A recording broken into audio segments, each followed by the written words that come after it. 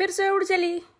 बताइए कहाँ जा रहे हो? टाइटल से तो समझ ही गए होंगे, इट्स अ लेई राहुल गांधी के ननिहाल। और समय हो रहा है इसमें पता नहीं चल रहा है, पर 7 बजे की फ़्लाइट थी और इंडियंस 4 घंटे पहले ही पहुंच जाते हैं, तो 3 बजे निकल गए थे। और ये पूरी सुनसान सड़क।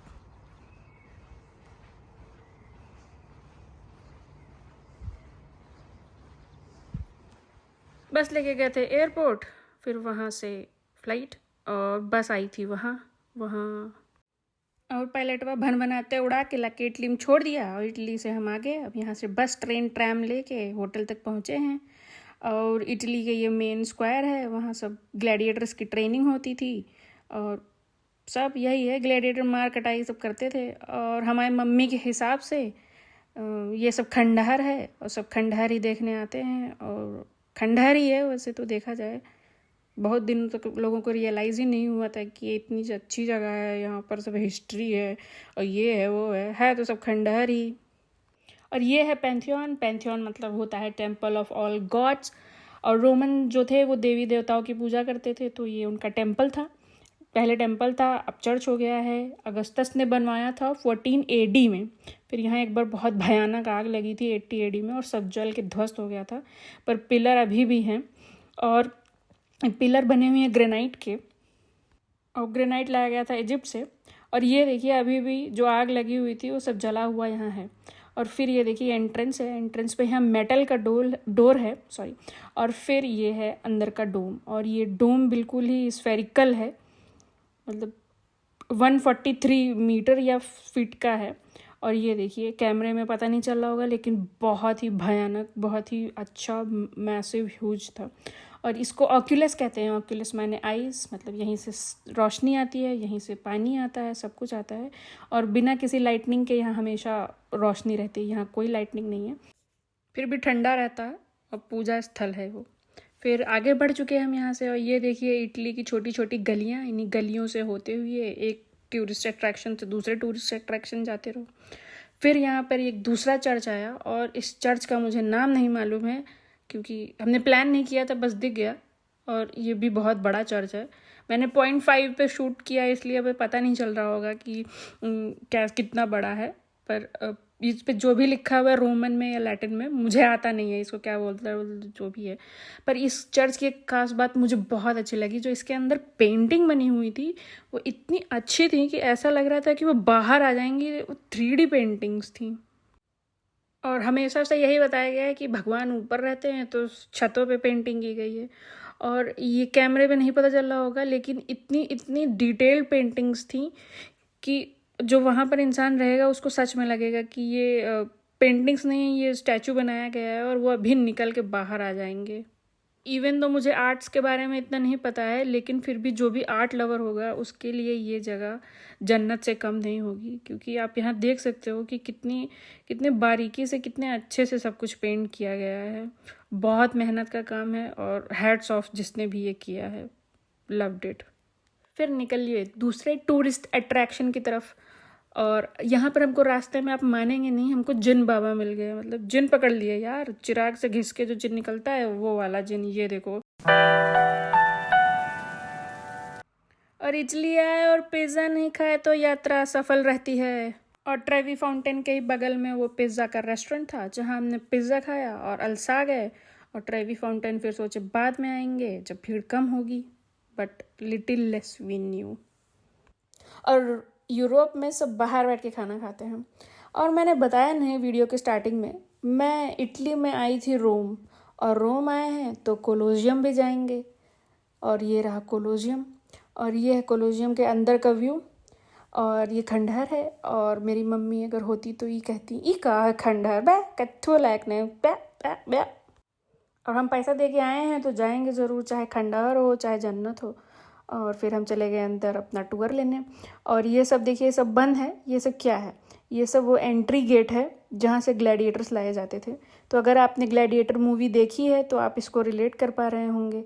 और ये 7 वंडर्स में आता है। और ये सब वो एंट्रेंस डोर हैं जो बनवाए गए थे, ग्लैडिएटर्स यहीं से आते जाते थे। और जो विजिटर्स जो उनकी लड़ाई देखने आते थे वो भी यहीं से आते जाते थे। और ये पूरा खंडहर हो चुका है भाई, सब कुछ नहीं बचा हुआ है। बिल्कुल बेकार सा लगता है, लेकिन बहुत ही हिस्टोरिक जगह है। और इस कोलोजियम में 3 लेवल हैं, तो एक अंडरग्राउंड लेवल है, एक फर्स्ट फ्लोर है और एक जो है टॉप फ्लोर है। और तब के समय में ऐसा माना जाता है कि ये कोलोजियम ऐसा दिखता था, अब तो भूकंप के आक्रमण हो के वो टूटा फूटा दिखता है। और भाई तब के समय में भी उसको इतना बड़ा स्टेडियम बनाना बहुत बड़ी बात थी, क्योंकि आधी दुनिया में तो लोग घर ही नहीं बना पा रहे थे, तब मिट्टी से घर बनाते थे। तब के समय में लोग स्टेडियम बनवा के वहाँ लोगों को लड़वाते थे, वो भी अल्ट्रा मॉडर्न टेक्नोलॉजी के साथ में। और ग्लेडिएटर्स को भी हीरो माना जाता था यार, लोग उसको मानते थे। और ऐसा नहीं कि स्लेव होते थे, अगर जनता चाहती तो उनको छोड़ दिया जाता था, उनका मास्टर उनको छोड़ देता था। और यहाँ से ही लाए जाते थे और वहाँ लड़ाई होती थी और ऊपर से तो जनता देखती थी।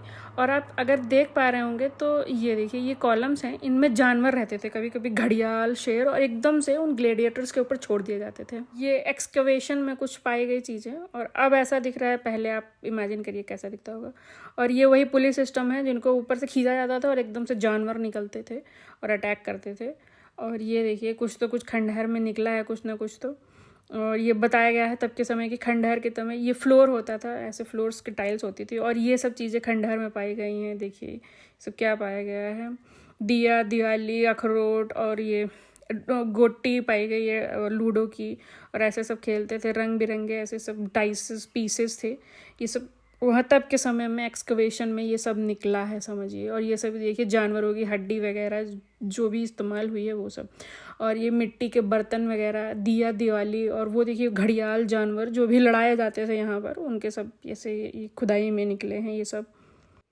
और अगर ऐसा लग रहा है कि इसमें से बहुत सी चीज़ें तो इंडिया में पाई जाती होंगी, तो ऐसा हो सकता है कि इंडिया से भी लोग आते होंगे और इनको लड़ाई देखते होंगे, और यहाँ पर मतलब ऐसे अपना धन, मुद्रा, या जो भी उनकी कीमती सामान होता होगा उड़ाते होंगे। तो ऐसे पॉसिबिलिटी है, ऐसा किसी ने बताया नहीं है, मेरे अपने मन से बता रही हूँ कि अगर कुछ लग रहा है कि ये तो इंडिया में पाया जाता था, तो हो सकता है कि इंडिया से लोग आके यहाँ लड़ाई देखते हों। इतने भी पिछड़े नहीं थे तब के भारत के लोग यार, हो सकता है यार, आ सकते हैं लड़ाई देखने, अपने आप को एंटरटेन करने यार। Entertainment was important at that time. और यहाँ सब भांति भांति के सारे जो भी खुदाई में जो सामान निकला वो सब यही है। देखिए क्या सब है, कुछ समझ में तो आ नहीं रहा, और मेरे पास इतना टाइम था नहीं कि मैं इन सबको पढूं, लिखूं, देखूं और इसको एनालाइज करूं। और बहुत ही खतरनाक रील्स और फोटो आने वाली है, बस तैयार हो जाइए।